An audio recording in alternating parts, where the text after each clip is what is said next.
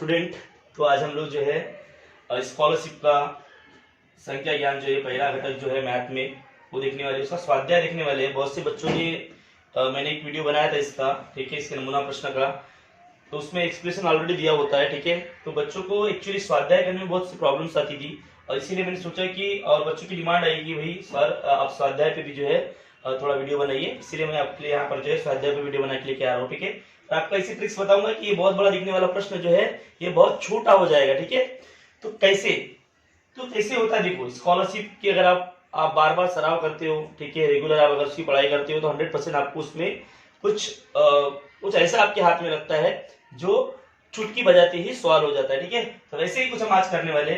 तो प्रश्न है यहाँ पर आपके सामने, ठीक है, एक डिजिट दिए हुए कुछ, मैं इसको पढ़ूंगा नहीं, ठीक है, क्योंकि मेरा यहाँ आधा सेकंड जाएगा, तो आपको वो भी नहीं गंवाना है, ठीक है। तो ये पढ़ूंगा नहीं मैं।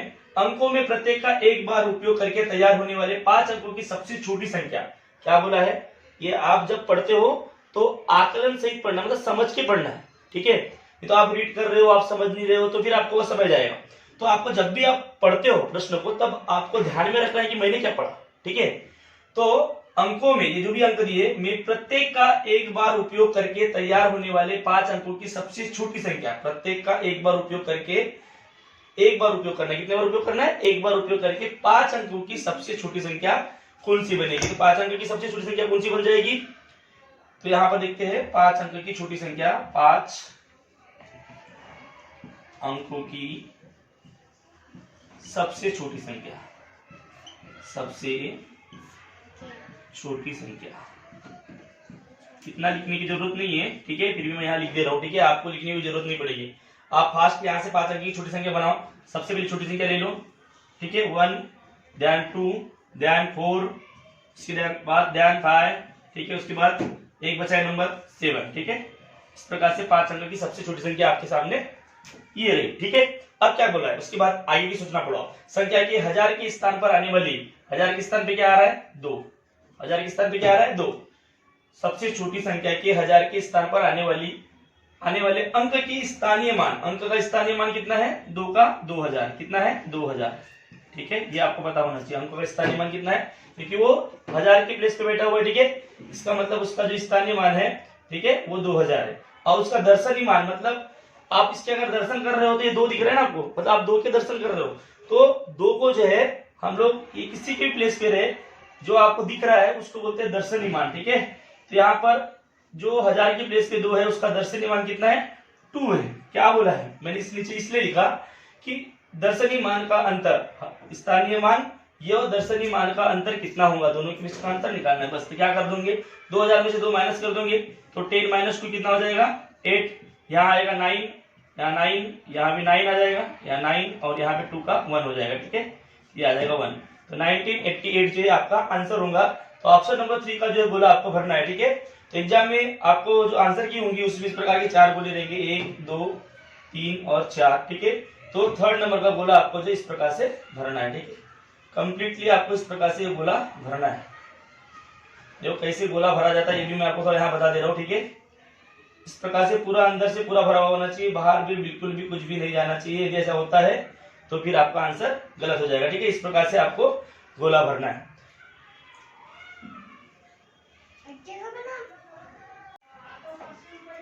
अब क्वेश्चन नंबर 2 देखते हैं, ठीक है।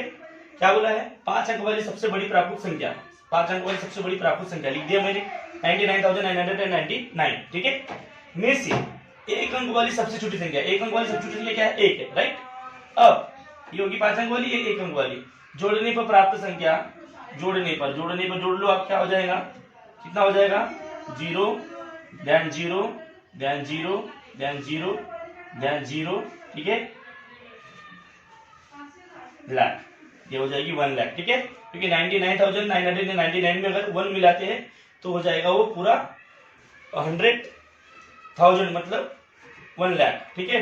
अब प्राप्त संख्या की सैकड़े एवं दहाई स्थान पर, सैकड़ा और दहाई, तो सैकड़ा क्या है, सैकड़ा का स्थान ये है और दहाई का स्थान क्या है, ये, ठीक है। तो सैकड़ा और दहाई के स्थान पर, सैकड़ा और दहाई स्थान के अंकों के स्थानीय मान में कितना अंतर है। अब सैकड़ा और दहाई में अंतर कितना है, 0 माइनस 0 करके देखो आप, तो 0 आ गया, ठीक है। तो आपका आंसर आएगा 0। ऑप्शन नंबर 4 जो है ये आपका आंसर है, ठीक है। इस प्रकार से आपको चौथे नंबर का ऑप्शन जो है, ऑप्शन नंबर जो है 4 ये आपका आंसर है। क्या हुआ? इसके बाद स्टूडेंट हम लोग जो क्वेश्चन नंबर 3 देखने वाले, ठीक है। 3 में क्या दिया हुआ है देख लेते हैं। क्या बोला है, ये जो भी अंक है इसको पढ़ने में अपना समय बिल्कुल भी आपको वेस्ट नहीं करना, ठीक है। स्कॉलरशिप में एक सेकंड इंपॉर्टेंट होता है। अंकों में प्रत्येक का एक बार उपयोग करके 5 अंक वाली सबसे बड़ी संख्या बना लो फट से। 5 अंक वाली सबसे बड़ी संख्या क्या बन जाएगी, सबसे पहले बड़ी संख्या ले लो, ठीक है। क्या है सबसे बड़ी संख्या, 9, 8, उसके बाद 7, ठीक है, उसके बाद 6, उसके बाद 5। ये 5 अंक वाली बन गई। बाकी अंक के बारे में आपको विचार नहीं करना है, क्योंकि 5 अंक वाली बोला उसने, ठीक है। 5 अंक वाली, 5 अंक वाली, ठीक है। 5 अंक वाली सबसे बड़ी संख्या हो गई। अब क्या बोला है उसके बाद आगे, अंक वाली सबसे बड़ी और सबसे छोटी संख्या, सबसे छोटी क्या बनेगी। अब इसका उल्टा होगा क्या, नहीं, क्योंकि यहाँ पे और भी क्या है, अंक है। तो सबसे छोटी क्या बनेगी, यहाँ 0 सबसे छोटा अंक है, बट 0 को पहले हम नहीं ले सकते, क्या लेना पड़ेगा, पहले 3 0 ध्यान, 4 बच गया, 4, उसके बाद 5, उसके बाद 6, ठीक है। ये सबसे छोटी संख्या, ठीक है। 5 अंक वाली, 5 अंक वाली सबसे छोटी है, सबसे छोटी संख्या,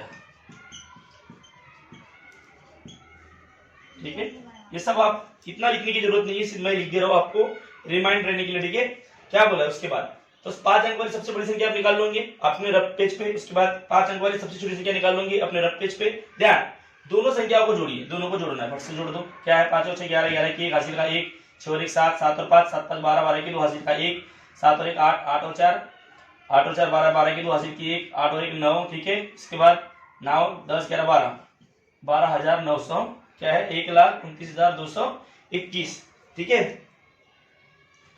1,29,221 आ गया। अब क्या बोला उसके बाद, योगफल से प्राप्त किए सैकड़े के अंक का, सैकड़े का अंक कौन सा है, 2, सैकड़े का अंक कौन सा है, 2, ठीक है। तो ये 2 यहां लिख दो थोड़ा। 2 का स्थानीय मान कितना होगा, 2 का स्थानीय मान कितना होगा, 200, कितना होगा, 2 सैकड़े के स्थान पे है, ठीक है। सैकड़े के स्थान पे 2 है, तो उसका स्थानीय मान कितना होगा, स्थानीय मान होगा उसका 200, ठीक है। तो आपके देखो ऑप्शन में 200 है, तो ऑप्शन नंबर पहला जो है आपका आंसर होगा, ठीक है।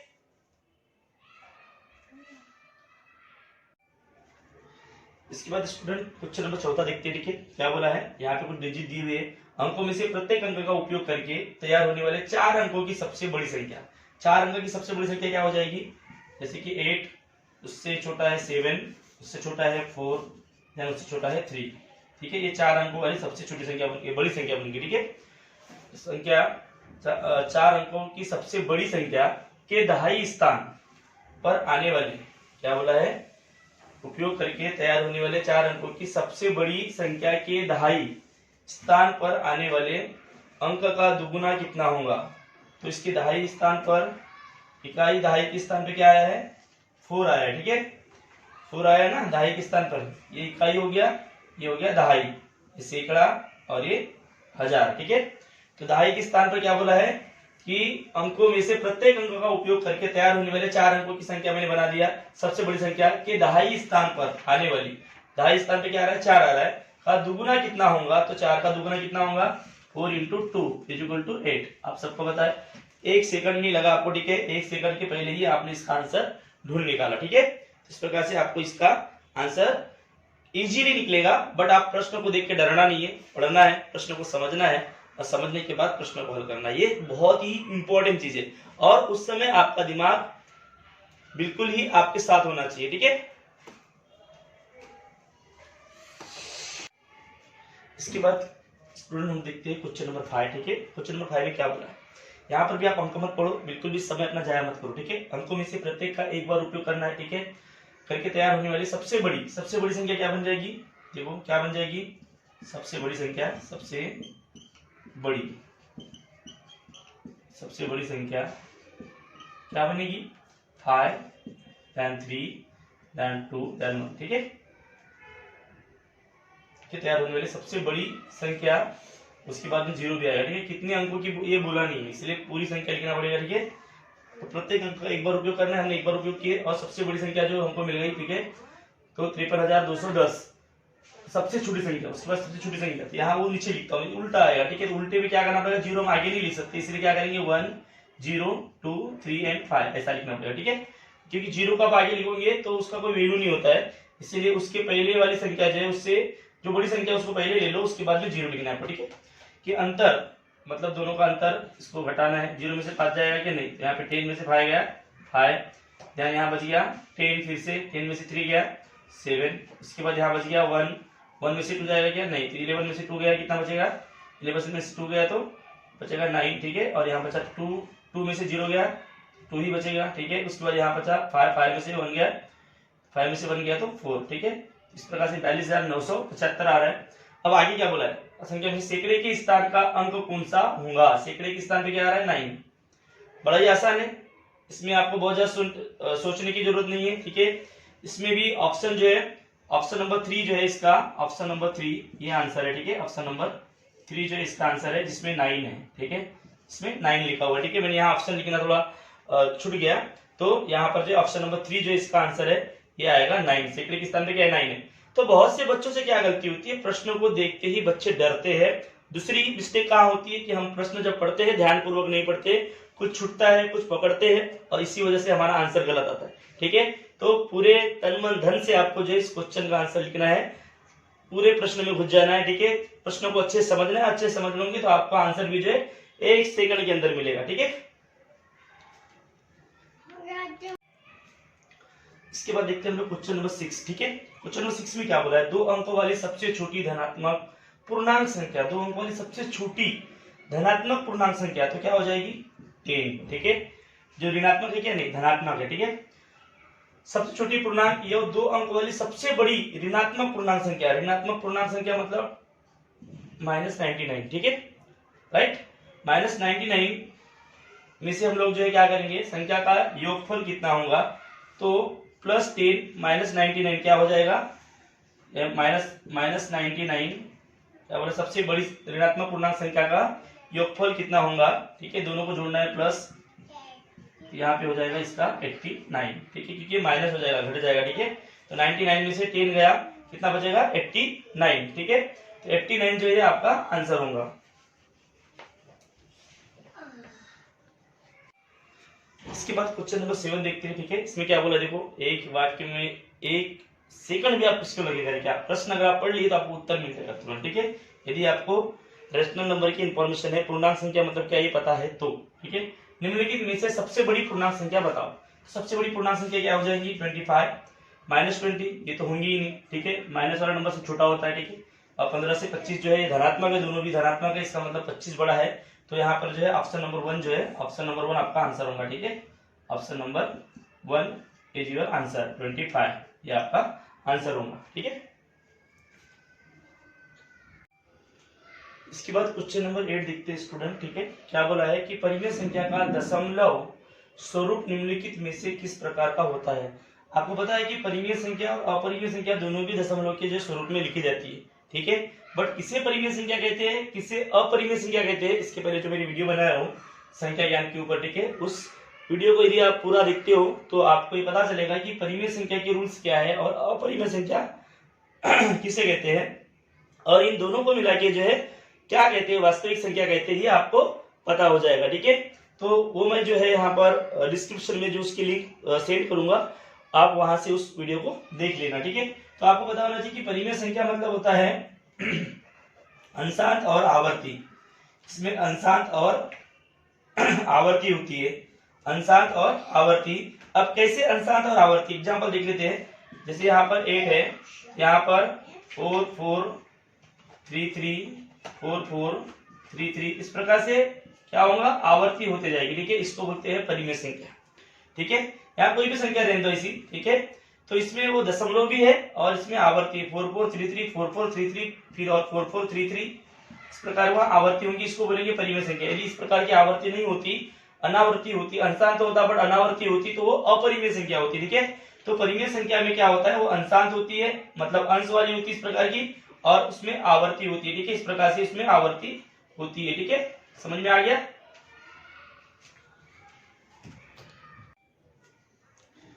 स्टूडेंट इसके बाद क्वेश्चन नंबर 9 देखते हैं। क्वेश्चन नंबर 9 में क्या लिखा है, √99, ठीक है, वर्गमूल में 99। तो ये किसी भी संख्या का वर्ग जो है नहीं है, ठीक है।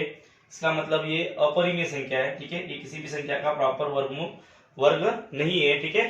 इसका वर्गमूल हम लोग प्रॉपरली निकाल नहीं पाएंगे, वो किसमें आएगा, दशमलव में आएगा, ठीक है।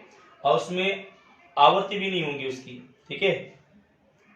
तो यहाँ पर क्या आएगा, ये जो है √99, या हम लोग बोल सकते इसको वर्गमूल में 99, ये है अपरिमेय संख्या और दूसरा वास्तविक संख्या, क्योंकि सभी परिमेय संख्या और अपरिमेय संख्याओं का समावेश जो है वास्तविक संख्या में होता है। इसीलिए यहाँ पर दो ऑप्शन दिए हुए, यहाँ पर भी लिखना था, यहाँ पर भी लिखना था, और बोला है 2 सही विकल्प चुनिए।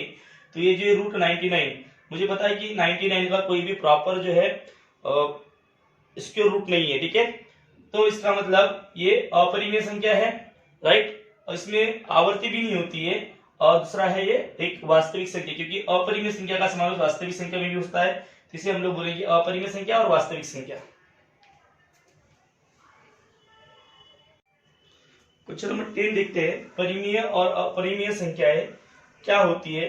तो आपको जो है इसके पहले वाले वीडियो में मैंने एक्सप्लेन किया हूं कि परिमेय और अपरिमेय संख्याओं को वास्तविक संख्या कहते हैं, ठीक है। आपको पता है कि जो रियल नंबर है उस रियल नंबर में परिमेय संख्या, रेशनल नंबर और इरेशनल नंबर दोनों का भी समावेश होता है। इसीलिए बाकी के बारे में आपको सोचने की बिल्कुल भी जरूरत नहीं है। तो ऑप्शन नंबर जो है, ऑप्शन नंबर 1 ये आपका आंसर होगा, ठीक है। ऑप्शन नंबर 1 ये आपका आंसर होगा। इस प्रकार से देखो, अगर आपको नियम पता है, ठीक है, कि किसे क्या कहा जाता है, यदि आपने पहला वीडियो अगर अच्छे से देखे हो, ठीक है, डिस्क्रिप्शन जो दिया हुआ था इसमें 1.1 में संख्या ज्ञान के बारे में, वो यदि आपको अच्छे से पता है तो इन प्रश्नों का उत्तर आप आधे सेकंड के अंदर दे सकते हो और अच्छे से आप स्कॉलरशिप में स्कोरिंग मार्क ले सकते हो, ठीक है। हर स्टूडेंट, यदि आप क्वेश्चन नंबर 11 देखोगे तो 246/38 लिखा है का दशमलव स्वरूप, ठीक है। डेसिमल फॉर्म में आप कैसे लिखोगे, निम्नलिखित में से कौन सा आएगा। आप इसको भाग दे दोगे, ठीक है। तो आप 246 को यदि भाग दोगे 38 से, ठीक है, 38 तो 6.47 समथिंग कुछ आएगा, ठीक है। तो यहाँ पर आप ये देखो, यहाँ पर इसके ऊपर जो एक लाइन खींचेगी है, क्यों पता है आपको, क्योंकि 47 का यहाँ पे रिपीटेशन होगा, 47 इस तरह कुछ तो भी रिपीटेशन है, इस वजह से यहाँ पर ऐसा दिया हुआ है, ठीक है। जब इसको मैं अभी रब कर देता हूँ, मैं इसको इसलिए आपको बताया क्योंकि यहाँ पे रिपीटेशन है, इसीलिए यहाँ पे जो है ऊपर में लाइन दी हुई है। मतलब ये हम लोग बोल सकते हैं इसको कि परिमेय संख्या है, ठीक है। और ये एक अपरिमेय संख्या, क्योंकि यहाँ पर रिपीटेशन नहीं है, दशमलव के फॉर्म में, बट रिपीटेशन नहीं है। तो यहाँ पर जो ऑप्शन नंबर 1 जो है, ऑप्शन नंबर 1 ये आपका आंसर होगा। 1 में क्या है, 6.473684। इसके लिए आपको थोड़ा डिवाइड करना पड़ेगा, आपको आइडिया आ जाएगी, ठीक है।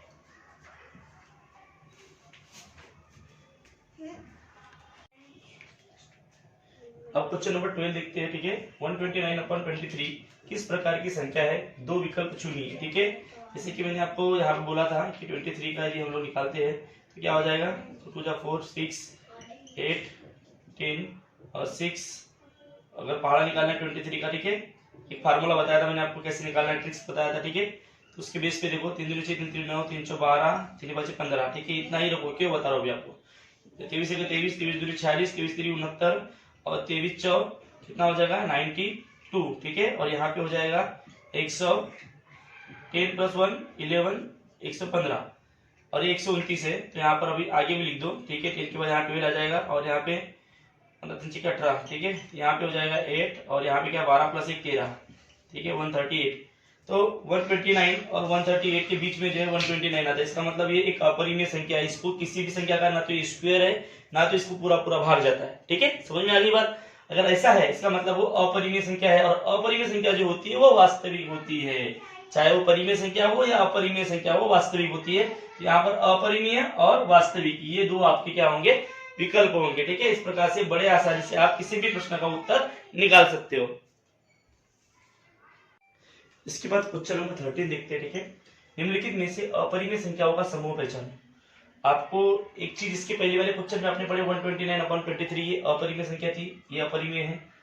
आपको 8 जो है किसी का स्क्वायर है क्या? नहीं है ना, मतलब 8 जो है ये 2 का क्यूब है, ठीक है, बट किसी का स्क्वायर नहीं है, इसका मतलब ये भी अपरिमेय संख्या है, ठीक है। और √5 जो है ये भी क्या है? स्क्वायर √5 जो है ये भी क्या है? अपरिमेय संख्या है, ठीक है। इसका मतलब अपरिमेय संख्याओं का समूह, मतलब समूह में सभी अपरिमेय होना चाहिए, तो ये आपका आंसर रहेगा, ठीक है। बाकी का देखने की जरूरत ही नहीं है आपको, अगर आप इसको देखते हो तो अपना टाइम पास करोगे, आपका समय जाएगा, और इतना समझने से अच्छा है कि आप नेक्स्ट प्रश्न जो है सॉल्व करो। बट मैं यहाँ आपको समझाऊंगा, ठीक है, ताकि इनको लेके आपके दिमाग में कोई डाउट नहीं होना चाहिए, ठीक है। 36, 81 और 2.143, ठीक है। 2.143 जो है ये रिपीटेशन नहीं है, इसका मतलब ये तो अपरिमेय संख्या है, बट 81 ये अपरिमेय संख्या नहीं है, ये परिमेय, ये भी परिमेय है, ठीक है। धनात्मक पूर्णांक संख्या, इसका मतलब ये परिमेय संख्या है। इसके बाद ये पूरा समूह जो है परिमेय संख्या का नहीं है, या अपरिमेय संख्या का भी नहीं है। तीसरी बात, यहाँ पे देखो 4.912 और ये ऊपर एक लाइन खींची गई, इसका मतलब इसका रिपीटेशन है, मतलब ये परिमेय संख्या है, ठीक है। ये भी परिमेय संख्या है और ये भी परिमेय संख्या है, ठीक है। पर अपने को अपरिमेय जो संख्याओं का समूह पहचानना, ठीक है। उसके बाद 127/16, 43/12 ये अपरिमेय संख्या है, और उसके बाद में 8.5400 ये भी जो देखो यहाँ पर रिपीटेशन है, इसका मतलब ये भी अपरिमेय संख्या है। बट तीनों जो है, तीनों पूरा समूह जो है, कंप्लीट समूह जो है अपरिमेय संख्याओं का यदि बोला जाए तो इसके √5 रूट जो है यहाँ पर 8 और जो 129/23 ये जो है कंप्लीटली अपरिमेय संख्याओं का समूह है, ये अपरिमेय संख्याओं का समूह है। तो आपका ऑप्शन नंबर 1 जो है ये आंसर होगा। तो 1 नंबर की गोलियों को आपको बिंदास भर देना है, ठीक है। स्टूडेंट क्वेश्चन नंबर जो 14 देखते हैं, क्या बोला है? जिन संख्याओं का दशमलव स्वरूप अंशांत, आवर्ती और अनावर्ती, आवर्ती भी अंशांत तो है बट आवर्ती भी अनावर्ती भी है, उन संख्याओं को क्रमशः रिक्त स्थान संख्या कहते हैं। आपको पता है इसका नियम, मैंने आपको इसके पहले वाले वीडियो में बताया, ठीक है। तो इन जिनका अंशांत, आवर्ती और अनावर्ती होता है उनको परिमेय और अपरिमेय संख्याएं कहते हैं, ठीक है। यहाँ पर जो है बड़ी ही आसानी से आपको आंसर मिल गया।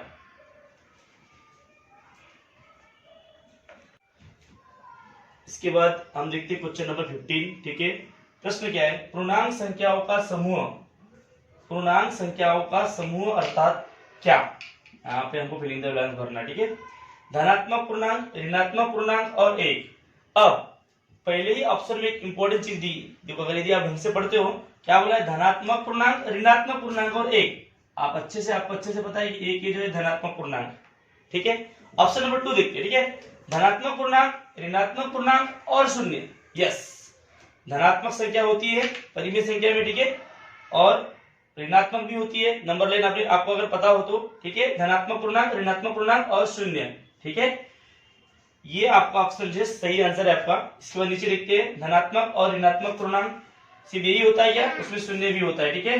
शून्य ना तो धनात्मक है ना तो ऋणात्मक है, इसीलिए पूर्णांक संख्याओं का समूह जो होता है उसमें धनात्मक पूर्णांक और ऋणात्मक पूर्णांक और शून्य, इन तीनों का समावेश होता है, ठीक है। तो इस प्रकार से हम लोगों ने जो है आज घटक पहला संख्या ज्ञान में स्वाध्याय 1.1 जो है क्लास 8 का स्कॉलरशिप का, ठीक है, स्कॉलरशिप का उसके बारे में पूरे जो स्वाध्याय में 1.1 में जो है 15 जो क्वेश्चन थे वो हमने पढ़े, ठीक है। इस प्रकार से स्कॉलरशिप जो है